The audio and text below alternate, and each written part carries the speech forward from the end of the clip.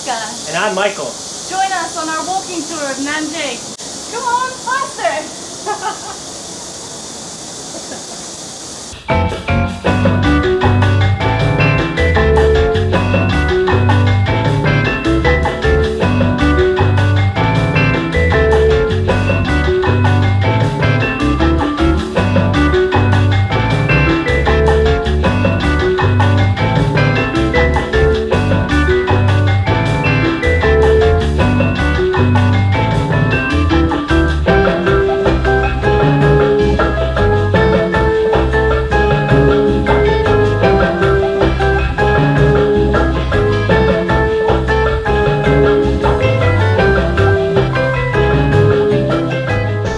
Nanjing, what does it mean? So Nan means southern and Jing means capital. It's the counterpart to Beijing, which means northern capital. And as the name suggests, it gets the name Nanjing because it used to be the capital of China. But Nanjing hasn't just been capital once, it's been the capital 10 times throughout Chinese history, from as early as the 3rd century until most recently in the early 20th century.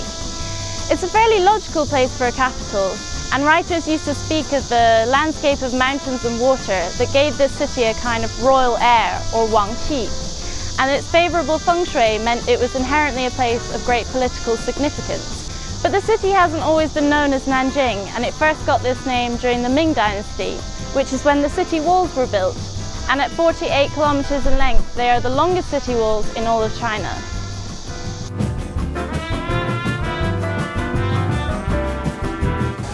So these are the original bricks from the Ming Dynasty walls, and they've got writing on them which shows you exactly what factory and what person made each brick. So if there was anything wrong with them, they could find out who was to blame.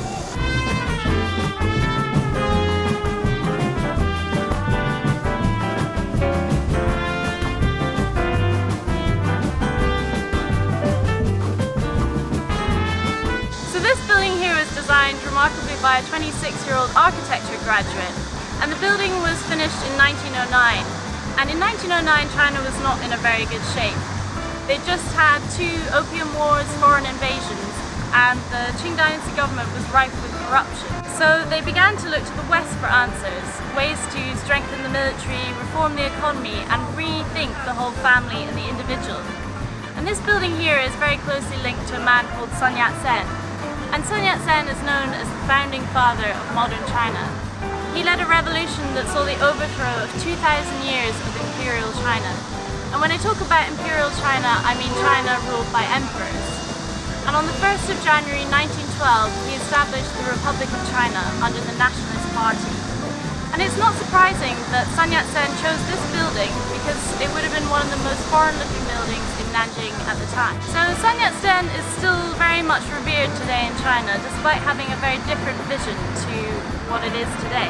His Chinese name is Sun Zhongshan, and there's a road that cuts through Nanjing that's named after him, called Zhongshan Road.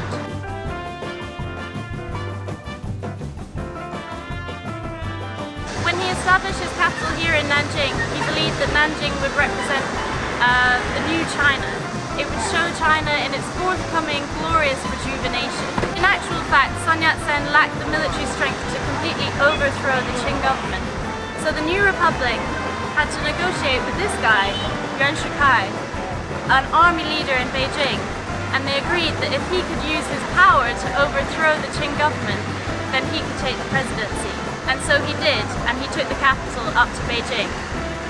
And unfortunately, before Sun Yat-sen had the opportunity to bring the capital back to Nanjing, he died on the 12th of March, 1925.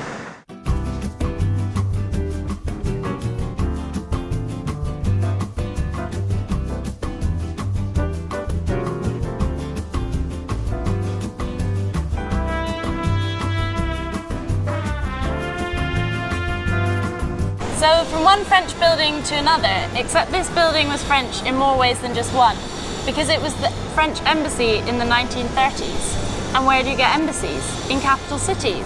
So, as Sun Yat-sen had so wished, Nanjing did indeed become the capital in 1927, which began a 10-year period known as the Nanjing Decade.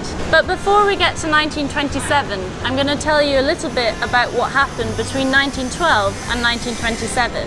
This period was marked by a series of warlords who were competing to reunify China. And do you remember our army commander Yuan Shikai? Well, despite the fact that he was supposed to overthrow the monarchy, he in fact tried to reinstate it. And in 1915 he declared himself Emperor of China. And he was a bit of a character, this guy. He was quite liberal with the country's money, and as soon as he became emperor, he had a 40,000-piece imperial porcelain set made for him, costing 1.4 million yuan, and 2 imperial robes costing 400,000 yuan each. In fact, he was so obsessed with money that he had his face put on the coin at the time, and it's literally known as Yuan Datou, meaning Yuan's big head. So his abuse of money really infuriated the nationalists, who eventually reunified China in 1927 under this guy, Kai-shek. And there was a debate as to where to put the capital, but eventually the nationalists turned to Sun Yat-sen, this familiar national hero, on which to base their capital in Nanjing.